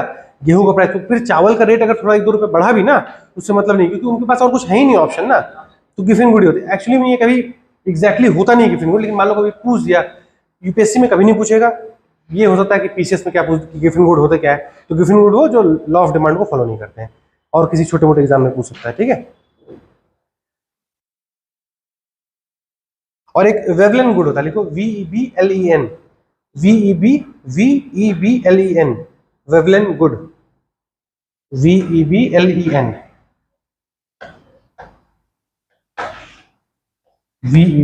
वेवलेन गुड, ठीक है। इसमें क्या होता है कि इसका जो ऐसे गुड्स का जो प्राइस बढ़ता है ना, तो लोग ज्यादा खरीदने लगते हैं। उसमें क्या होता है, जैसे मान लो स्टेटस सिंबल, जैसे जारा का या किसी चीज, किसी मान लो सब्यसाची का लहंगा है, ठीक है, वो और महंगा होगा तो और लोग, हाई क्लास के लोग जो है बोलेंगे, उनका स्टेटस सिंबल होता है, ठीक है। तो ऐसे गुड्स को वेवलेन गुड कहते हैं। ये क्या उसमें है कि प्राइस किसी, उसमें उसका कंडीशन अलग चीज है, कंट्री पुअर होगा, लिमिटेड चॉइस उसके पास है। लेकिन यहाँ वेवलेन गुड्स ऐसे गुड्स होते हैं जिसमें हाँ सब्स्टिट्यूट, लेकिन वो जो टैग, जो प्राइस, वो बेसिकली लग्जूरियस गुड्स जो होते हैं उसको वेवलेन गुड कहते हैं, ठीक है।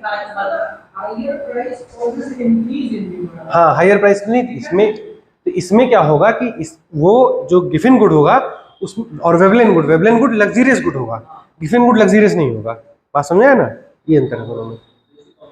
हाँ, तो और ये देखो इतना, ये बस ये है कि क्योंकि लॉ ऑफ डिमांड पढ़ रहे हो, हाँ वो कर रहे हैं, तो मान लो कभी पूछ दिया अगर गलती से, तो तुम लोग बता सकते हो, पता होना चाहिए इतना, ठीक है। और एक चीज ध्यान रखना कि एक जैसे डिमांड में क्या होता है कि कई हम लोग, कोई भी इकोनॉमिक का रूल है कि सबसे सस्ता गुड कोई नहीं खरीदता है। तुम अगर दुकान में जाते हो, अगर तुमको चावल खरीदना है, तो मान लो 5 टाइप के चावल है, एक 20 रुपए किलो है, 25 रुपए किलो, 30 रुपए, 35 रुपए, 40 रुपए ऐसे करके है मान लो, तो तुम 20 रुपए किलो वाला नहीं खरीदोगे। ये जनरली टेंडेंसी होती है, 25 वाला खरीदोगे तुम, क्योंकि हमारा एक इकोनॉमिक्स में ही तो है, इकोनॉमिक्स में रेशनल और इरेशनल बिहेवियर दोनों होता है ना। जैसे एडम स्मिथ जब इकोनॉमिक्स का थ्योरी लिख रहे हैं वो क्या बोलते हैं कि ह्यूमन बीइंग जो है वो रेशनल होता है, और वो रेशनली जाकर के मार्केट में, एडम स्मिथ क्यों मार्केट को क्यों इतना जोर देते थे, एडम स्मिथ जो हम लोग बताए थे कि कैपिटलिस्ट इकोनॉमी में मार्केट पे इतना ज्यादा फोकस क्यों है, वहां पे ये देखा जाता है कि ह्यूमन बीइंग एक रेशनल बीइंग है, तो हमेशा अपना बेस्ट सोचेगा कि मेरे लिए फायदा सबसे, और जब हर आदमी अपना सेल्फ इंटरेस्ट देखने लगेगा तो जनरली सबका सेल्फ इंटरेस्ट आएगा। तो ये इनका, उसको कहते थे होमो इकोनॉमिकस। इकोनॉमिक सर्वे में एक बार आया था किसी 1 साल या 2 साल पहले कि हम लोग होमो इकोनॉमिकस नहीं है ना, मतलब हम सिर्फ हमेशा थोड़ी रेशनल सोच सकते हैं, हम इरेशनल भी सोचते हैं। जैसे यही एक है कि हम सबसे सस्ता क्यों नहीं खरीदते हैं। अब लॉजिकली तो खरीदना चाहिए हमको, अगर हमको मान लो किसी चीज, लेकिन हम लोग जनरली, तुम देखोगे पेन या कॉपी या कुछ भी कपड़ा भी खरीदने जाओगे तो सबसे सस्ता वाला नहीं लोगे, उससे एक ऊपर वाला लोगे, क्योंकि ये फिर एक टैक्टिस यूज करते हैं बड़ी बड़ी कंपनियां कि जो सबसे सस्ता वाला उसको बहुत सस्ता कर रहेंगे, उसके ऊपर वाला गुड्स को ज्यादा प्रोड्यूस करते हैं, ताकि वो उसका सबसे ज्यादा वही बिकता है, जो नेक्स्ट सेकंड नंबर का जो गुड होता है। तुम महंगे रेस्टोरेंट में जाओगे, वाइन पियोगे, या महंगे रेस्टोरेंट में तुम पिज्जा खा रहे हो या चाय भी पी रहे हो, कुछ भी, अगर 4-5 ऑप्शन तुम्हारे पास है तो तुम नेक्स्ट जो महंगी चीज है वो खरीदोगे। देखिए एक है, मतलब एक बिहेवियरल चीज है, ठीक है।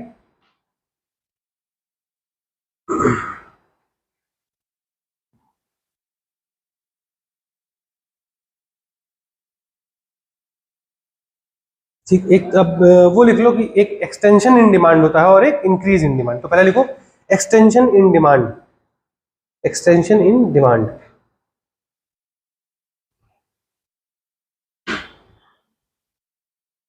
एक्सटेंशन इन डिमांड, ठीक है। तो एक्सटेंशन इन डिमांड क्या होता है ना कि वो चेंज इन प्राइस, अगर किसी चीज का प्राइस डिक्रीज हुआ, इंक्रीज हुआ, तो उस समय जो डिमांड पे चेंज आता है उसको कहते हैं एक्सटेंशन इन डिमांड। मतलब प्राइस घटा तो डिमांड बढ़ा, तो उसको एक्सटेंशन इन डिमांड। लेकिन जो दूसरा चीज जो है इंक्रीज और डिक्रीज इन डिमांड जो है ना, वो क्या होता है, वो other than price. Other than price बहुत सारे फैक्टर हो गए, तुम्हारा प्रेफरेंस हो गया, तुम्हारा बहुत सारी चीज होती है ना। तुम्हारे बगल में कोई दुकान है और कोई दूर दुकान है, तो तुम सोचोगे बगल वाले से ही ले जा करके, या कोई भी तुम्हारा, अगर मान लो दुकानदार का चेहरा नहीं पसंद आ रहा तो इसलिए भी नहीं जाओगे वहां पे। कई लोग मतलब कई ऐसे फैक्टर्स होते हैं जो तुम नहीं, छोटी छोटी चीजें नहीं कंसिडर करते हो ना, कि उसका अच्छा नहीं लगता, कैसे बात करता है, तो नहीं जाओगे वहां पे।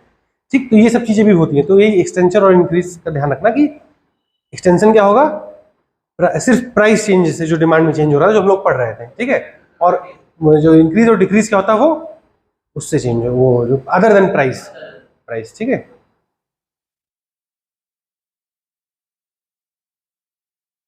ठीक है, तो उसमें जैसे डिमांड कर्व ना उसमें शिफ्ट हो जाता है। अब जैसे देखिए थोड़ा सा, जैसे ये मान लो है, तो जो एक्सटेंशन डिमांड है ना, तो यही इसी इसी ग्राफ पे मूव करेगा। पहले इतना डिमांड हो रहा था, अब इतना डिमांड हो गया, इसको कहते हैं एक्सटेंशन इन डिमांड। और इंक्रीज इन डिमांड जानते हो क्या, तो वो जैसे ग्राफ पहले यहाँ था, वो ग्राफ शिफ्ट हो जाएगा, इधर हो जाएगा, उसको इंक्रीज इन डिमांड कहते हैं, ठीक है। मतलब कंसेप्चुअली उतना वो नहीं है, ना ही एग्जाम में इतना कोई रेलेवेंस है, बस ध्यान रखना कि ये प्राइस, यहाँ पे क्या होता है कि प्राइस के अलावा जो चीजें चेंज हो रही है, जैसे नहीं प्रोडक्शन पॉसिबिलिटी कर्व में हम बताए थे कि वो सब कुछ गिवन द सेम है, तो उसी उसमें मूव करेंगे।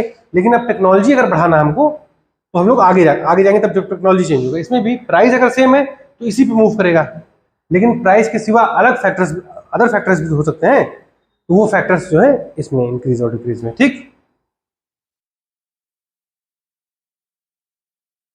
अब एक हेडिंग डालो, cross elasticity of demand. Cross, CROSS, cross elasticity of demand. Elasticity, ELASTICITY, elastic, elasticity, cross elasticity of demand, ठीक। अब इसमें वही जो सब्स्टिट्यूट और वो सब गुड है, तो इसमें इसका लिखो कि this is the change in demand of one commodity, this is the change in demand of one commodity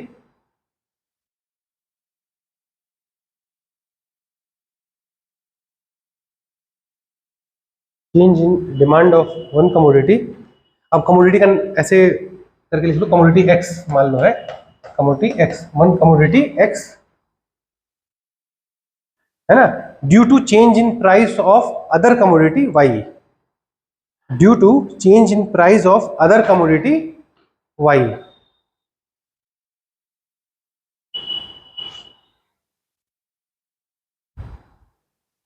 तो वाई भी ऐसे लिख लेना, ठीक है। मतलब किसका डिमांड चेंज हो रहा है, एक्स का डिमांड से किस वाई के उस पर इम्पैक्ट कर रहा है, ठीक है।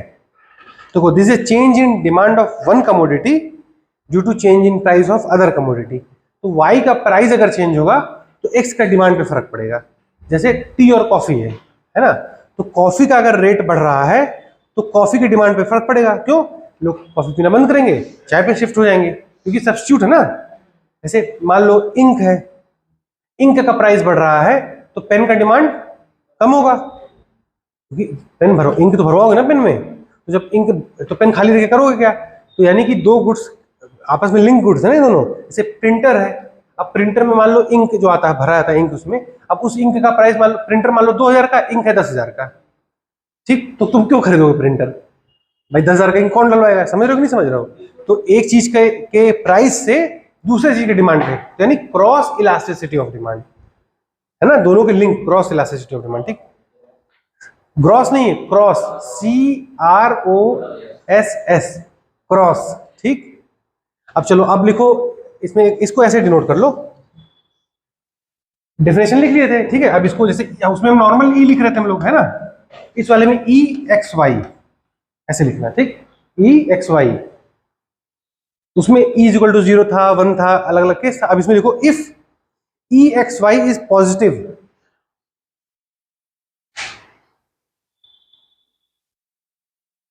if EXY is positive then substitute, ऐसे लिखो, then substitute,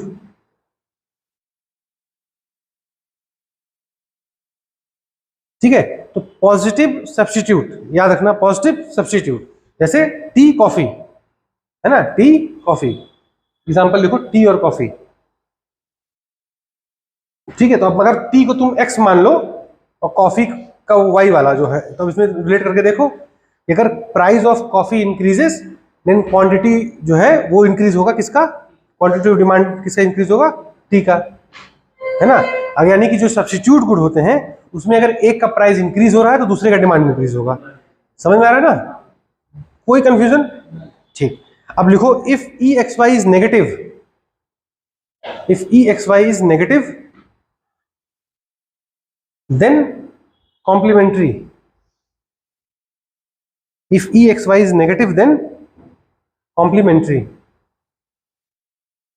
इसमें समझ में आया कॉम्प्लीमेंट्री, जैसे कि वही इंक और पेन का एग्जांपल लो, तो उसमें जैसे अभी हम लोग जो पहले सब्स्टिट्यूट गुड का लिए थे उसमें क्या हुआ था, अगर मान लो प्राइस वाई का बढ़ रहा है तो क्वांटिटी एक्स का भी बढ़ेगा, इसमें ये बनता। कॉम्प्लीमेंट्री में क्या है, अगर इसका प्राइस बढ़ रहा है तो इसका क्वांटिटी घटेगा। जैसे एग्जांपल दो, इंक पेन हो गया, पेट्रोल बाइक हो गया, है ना, दो आपस में जो लिंक हो, तो कोई भी चीज होगा। देखो अब इंक है, अगर मान लो इंक का दाम बढ़ेगा तो quantity of pen demanded will decrease, है ना। तो ये क्या हो गया, क्रॉस इलास्टिसिटी ऑफ डिमांड हो गया, ठीक।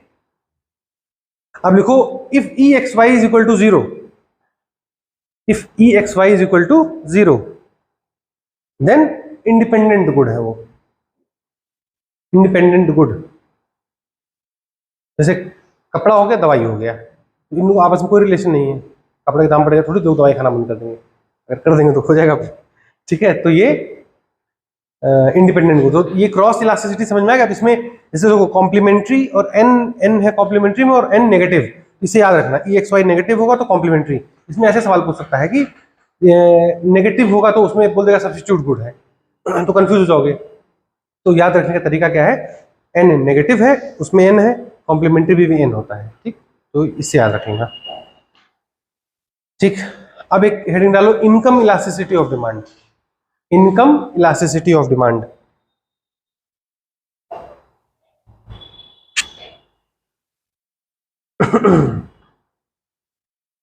ठीक, it measures the relationship between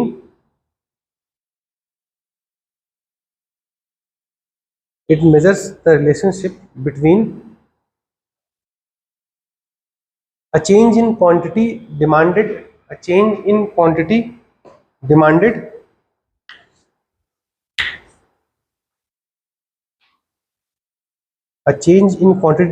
for good x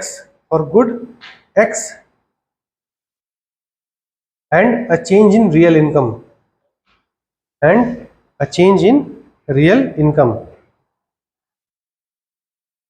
ठीक है। इसमें क्या हम लोग बेसिकली वो कर रहे हैं कि जब इनकम में चेंज होगा तो डिमांड पे क्या इफेक्ट पड़ता है, ये होता है इनकम इलास्टिसिटी ऑफ डिमांड, ठीक है। तो इसको ई वाई से डिनोट करो, ई वाई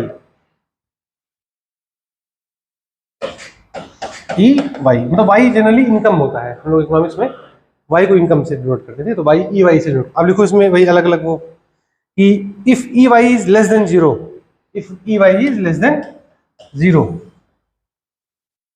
तो ऐसे गुड्स लिखो, लेस देन 0 तो उसमें एरो देकर लिखो इंफीरियर गुड्स, इंफीरियर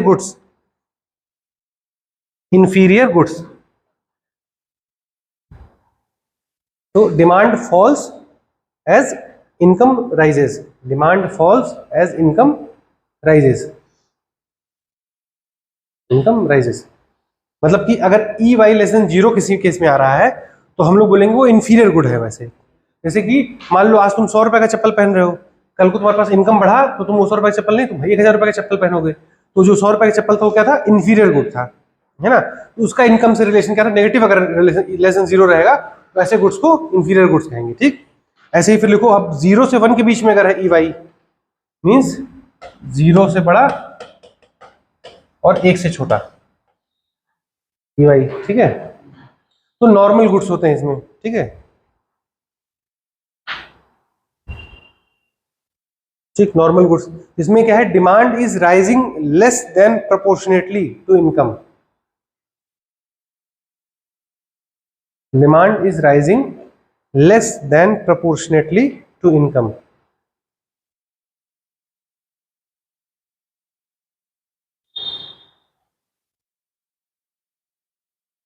मतलब इसमें डिमांड तो बढ़ेगा लेकिन उतने लेवल पर नहीं बढ़ेगा।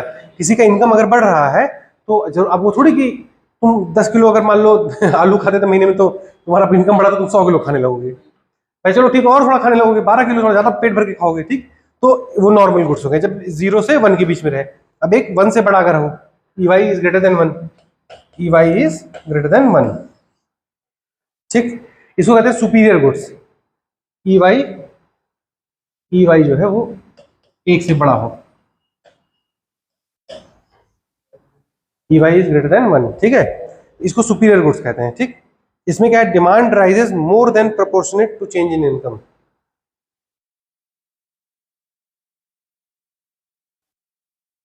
मोर than proportionate to change in income.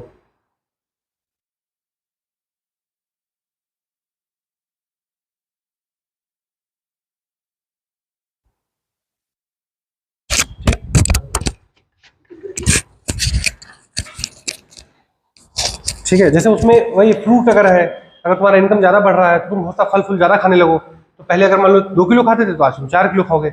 अगर तुम्हारा इनकम मान लो किसी का 50,000 अब 1 लाख हो गया, अभी थोड़ी कि अगर डबल हो गया तो डबल फल का भी कंजम्पशन हो जाएगा और चीज़ों में तो खर्चा करेगा। तो बेसिकली इसमें वही रिलेशनशिप याद रखना, इन्फीरियर नॉर्मल सुपीरियर गुड्स का रिलेशनशिप, ठीक। ठीक है, अब ये लॉ ऑफ डिमांड का ये पूरा हो गया है, ठीक है।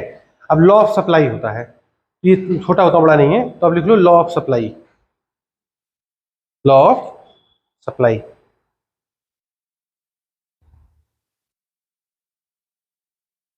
ठीक है, इसमें डायरेक्टली प्रोपोर्शनल होता है प्राइस और क्वांटिटी सप्लाइड। तो इसमें P जो है price directly proportional to quantity supplied, ठीक, समझ आ रहा है ये। इसमें भी सिट्रस पेरिबस मतलब everything remaining same, P is directly proportional to. इसका ग्राफ कैसे बनेगा, ऐसे बनेगा, है ना, जैसे ये बढ़ रहा है तो ये बढ़ रहा है, ठीक। यहाँ क्वांटिटी सप्लाइड, यहाँ प्राइस, ठीक है। ये ग्राफ ऐसे बना लेना, ठीक।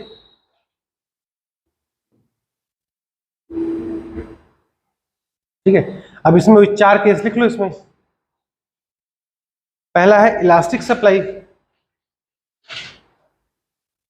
एक काम करो ना, अब ये इलास्टिक इलास्टिक और परफेक्टली इलास्टिक परफेक्टली इलास्टिक, ठीक। इसका अब तुम सोच के आना घर पे, घर से, क्योंकि डिमांड पे जैसे हम पढ़ाए हैं तुम लोग को वही कंसेप्ट लगा के यहाँ पे सोचना और सबका ग्राफ बना लेना। जो कैसे ग्राफ बनेगा, कितना टेढ़ा बनेगा, इधर बनेगा किसी का ऐसे बनेगा, है ना, वो देख लेंगे कि दोनों नहीं हो पाएगा कल बताते हैं, है ना, क्योंकि वही कंसेप्ट है, थोड़ा दिमाग लगाओगे तो थोड़ा ज़्यादा एनलाइटनमेंट होगा, ठीक।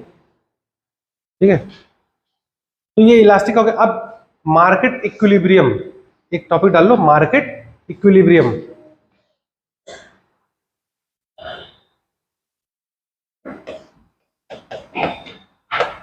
मार्केट इक्विलिब्रियम, ठीक है, ठीक। अब मार्केट इक्विलिब्रियम, अब यहाँ पे हम लोग बेसिकली अब ये पढ़ेंगे कि जो हम बोले थे ना कि कैसे प्राइस डिसाइड होता है डिमांड एंड सप्लाई के उससे, ठीक है। तो अभी हम लोग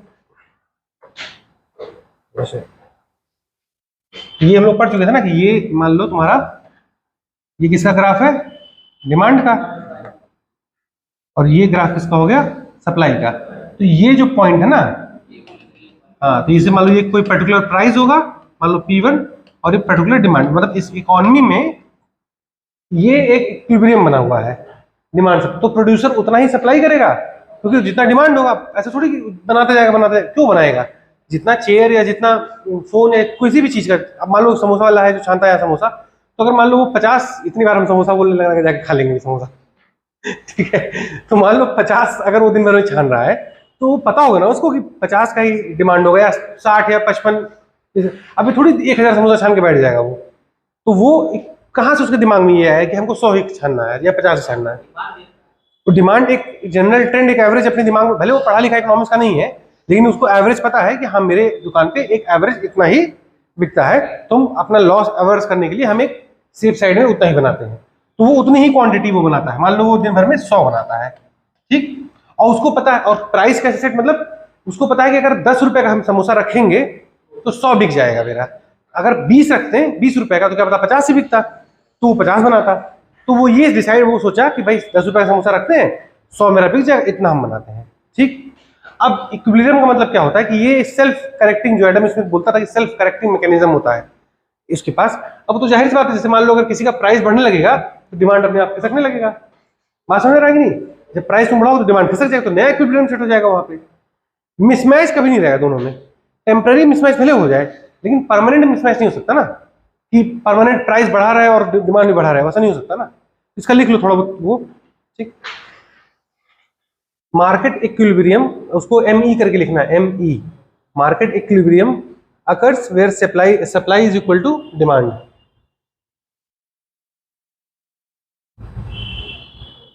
But at this point there is no tendency for prices to change. At this point there is no tendency for prices to change. ये है मार्केट इक्विलिब्रियम, ठीक है ना, मार्केट इक्विलिब्रियम। इस पॉइंट पे कहीं से कोई टेंशन नहीं हो रहा है कि प्राइस चेंज होगा।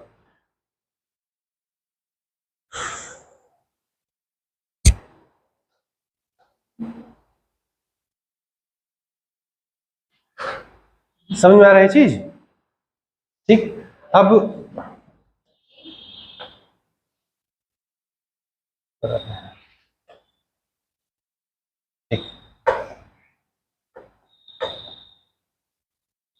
ठीक है।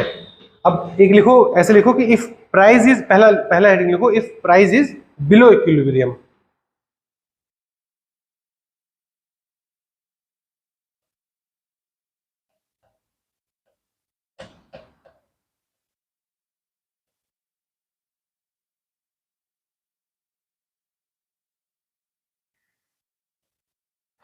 ठीक है, if price is below equilibrium. अब उसमें इसके अंदर पहला पॉइंट लिखो, ठीक है।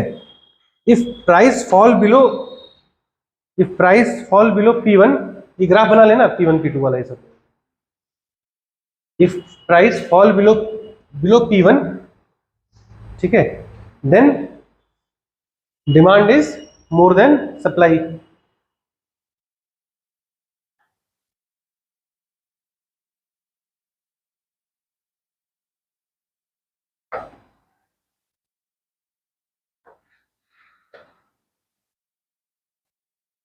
देखो प्राइस अगर फॉल कर गया P2 पे, देन ये डिमांड का कर्व है ना, ये सप्लाई का है।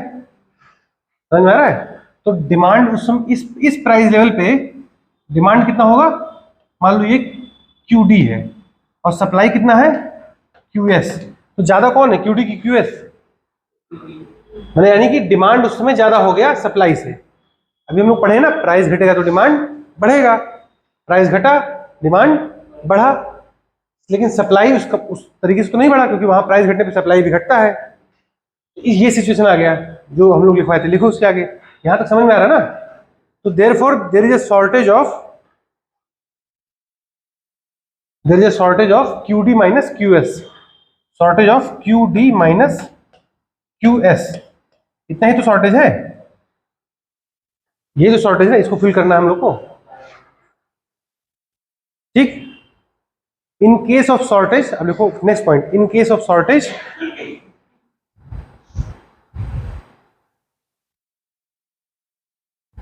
Shortage price will rise.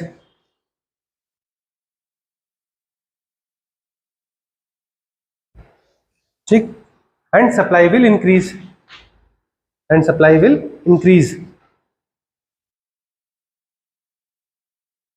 this will again create an equilibrium.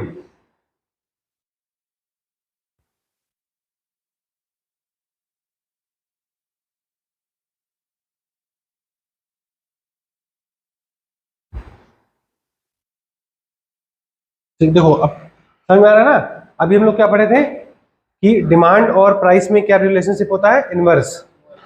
Supply और प्राइस में क्या रिलेशनशिप होता है, डायरेक्ट। ठीक, अब तुम एक नॉर्मल चीज सोचो, ठीक है। अभी हम लोग का जो पहले ग्राफ था, ये प्राइस था पहला वाला, ठीक। इस प्राइस पे कोई इकोनॉमी चल रही थी, तो यहाँ पे क्या था, यहाँ पे जो ये जो मीट कर रहा पॉइंट, तो यहाँ ये क्या है, डिमांड का है और ये सप्लाई। तो यहाँ पे demand is equal to supply था, जितना डिमांड हो रहा था उतनी सप्लाई हो रही थी, सारा बिक जा रहा था, उस प्राइस लेवल पे चल रहा था काम, ठीक। अब क्या हुआ, इकोनॉमी में प्राइस कम हो गया, उस गुड्स का प्राइस कम हुआ। तो जब कम होगा प्राइस तो डिमांड बढ़ेगा। भाई डिमांड पहले मान लो ये 10 है, ये 20 है और ये 30, ठीक। अब यहाँ पे 30 यूनिट, पहले 20 यूनिट डिमांड होता था, अब ये 30 यूनिट डिमांड होने लगा, लेकिन सप्लाई तो उतना उस तरीके से तो होता नहीं है, ठीक। तो सप्लाई कम हो गया, यहाँ पे सप्लाई 10 हुआ क्योंकि प्राइस घटने से सप्लाई घटता है, ठीक। तो सप्लाई 10 हो गया, ये 30 हो गया, अभी डिफरेंस कितना है 20 का। अब जो स्कार्सिटी है ये क्या करेगा, अब कोई मान लो समोसा है, वही समोसा का एग्जांपल लो, मान लो समोसा आज वो 10 रुपए का बेच रहा था तो 50 समोसा बनाता था, समोसा नहीं, चलो कुछ और एग्जांपल लेते हैं, चलो लेकिन अब आधा हो गया समोसा ना, सुनो समोसा तो वो 10 रुपए का बनाता था तो मान लो 50 बिकता था उसके यहाँ, ठीक। अब वो मान लो 5 रुपए कर दिया, तो अब उसका डिमांड लोग भीड़ लगा लेंगे, तो अब क्या होगा कि शुरुआत में बिका कुछ 25 समोसा मान लो 5 रुपए में बिका, अब लोग भीड़ लगाने लगे, तो अब बहुत लोग आ गए, 50-100 लोग वहां पे खड़े हो गए, उनको समोसा चाहिए। अब क्या होगा कि प्राइस वो बोलेगा कि अब कई लोग उसको ब्लैक में बेच लेंगे, प्राइस वो बोलेगा बिक रहा है 10 रुपए में, कोई लोग बोलेंगे 15 में, कोई लोग बोलेंगे 20 में खरीद लेंगे। जैसे मूवी का टिकट होता है, कैसे होता है, मूवी का टिकट मिलता है ना, ब्लैक में बिकता है।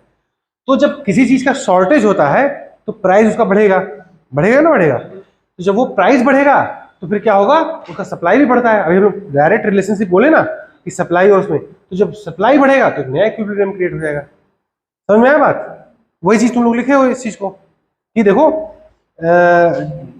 इन case of shortage price will rise, shortage है प्राइस बढ़ेगा, और सप्लाई विल इंक्रीज, प्राइस बढ़ेगा तो सप्लाई इंक्रीज होगा, देयरफॉर मतलब एक नया इक्विलिब्रियम क्रिएट हो जाएगा। ये ग्राफ बना लेना, जरा समझ में आएगा, है ना, समझ में आ रहा है ना कैसे प्राइस मूवमेंट, कैसे सेल्फ करेक्टिंग मैकेनिज्म कैसे होता है। अब ये यहाँ पे क्या हो रहा है, यहाँ पे रैशनल तरीके से अगर आदमी सोचे तो, है ना, तो हम बात कर रहे हैं, ठीक। ये बना लिए हो ग्राफ,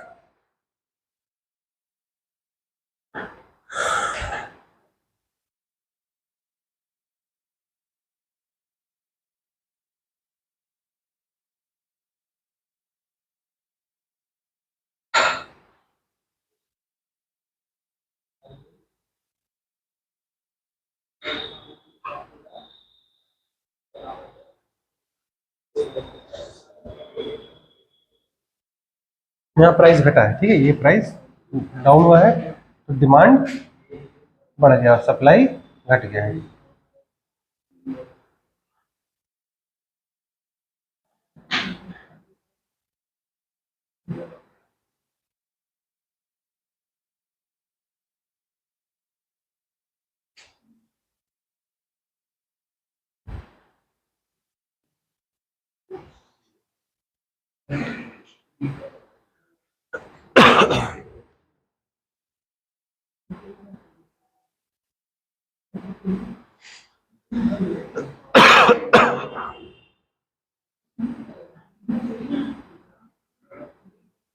ठीक, तो अब तुम्हारा ये बेसिक डिमांड सप्लाई और ये मार्केट का इक्विलिब्रियम, ये तुम लोग का एक ओवरऑल क्लियर हो चुका है, ठीक है। अब इसके बाद हम लोग कल पढ़ेंगे, इसके बाद जो होगा, अब इसमें क्या है, इसके बाद हम लोग अब कल से नेशनल इनकम अकाउंटिंग शुरू करेंगे, ठीक है। उसमें क्या बताएंगे, उसमें जीडीपी क्या होता है, ठीक है, जीएनपी क्या होता है, ठीक। हाँ, ये सब चीजें कल बताएंगे तुमको, कैसे एग्रीगेट, जैसे एग्रीगेट डिमांड एक होता है ना इकोनॉमी में, ये सब चीजें कल बताएंगे तुम लोग को, एग्रीगेट डिमांड और जीडीपी कैसे निकालते हैं, क्लोज्ड इकोनॉमी क्या होती है, ओपन इकोनॉमी क्या होता है, ठीक। तो थोड़ा बहुत पढ़ के भी आ जाना, मन करेगा तो कल और डिस्कस अच्छा हो जाएगा इस पर, ठीक है ना।